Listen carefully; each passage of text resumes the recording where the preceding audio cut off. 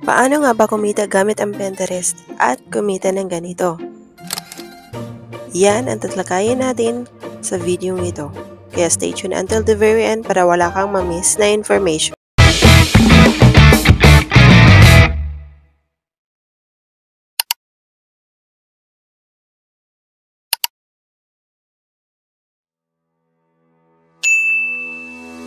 Hello guys! Welcome back to my channel. Namimiss mo ba yung lahat? Anyway, ang una natin gagawin is kumuha tayo ng kahit anong item na nasa ating tindahan, nasa ating tahanan.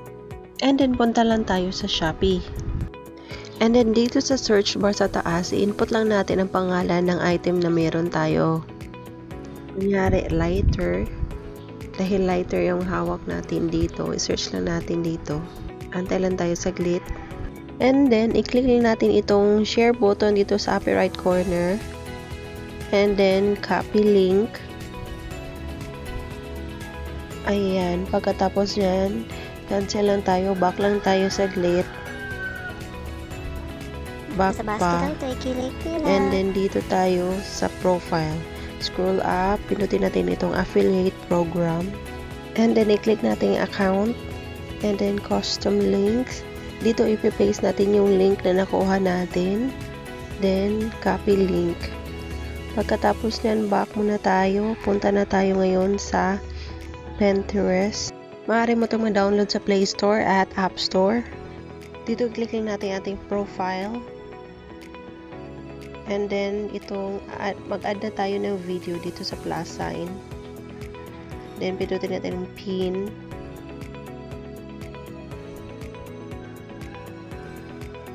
And then, pili na tayo ng video. Kuha lang tayo ng video mula sa ating gallery. So, ngayon may video na tayo. Pinutin natin itong next sa taas. And then, lagay lang natin dito yung pangalan.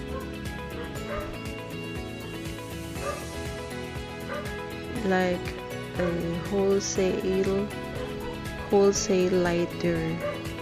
Depende guys kung ano, depende sa inyo kung ano yung item na hawak nyo. And then, dito naman tayo sa description. Pwede tayo dito mag-add ng hashtag. Pwede din kayo mag-add pa ng another words. Ayan. Hanap natin ito, lighter. Basta tingnan nyo lang guys kung ano yung ginagawa ko. Mas maganda kasing merong hashtag para kung may maghanap dito sa Pinterest ng ganitong words or ganitong item na hawak nila, at least magiging visible yan. Lalabas yan sa kanilang search bar. Lalabas din yan yung mga videos na pinost mo dito. So ayan lang guys, depende sa inyo. Mas maraming tag, mas maganda. So, ayan o, lighter with flashlight. Ayan, then, create. Then, dito, sa baba, ipipaste natin yung link galing sa Shopee. Ayun. Then, hanap lang tayo dito ng board na pwede nating ilagay yung ating video. So, dito, ito yung album natin, Best Buy. And then, click create. And then, ayan na siya guys. O, tapos na. Pwede mo din i-view yan. Pindutin mo lang yung view. So, ayun na siya guys.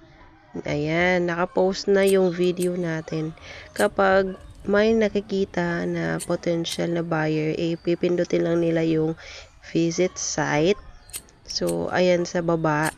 Click lang natin ito.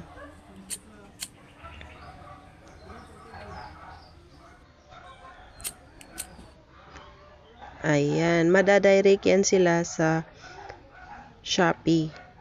So, ayun, i-click lang natin para makita nyo talaga. So, ayun, napunta tayo sa Shopee.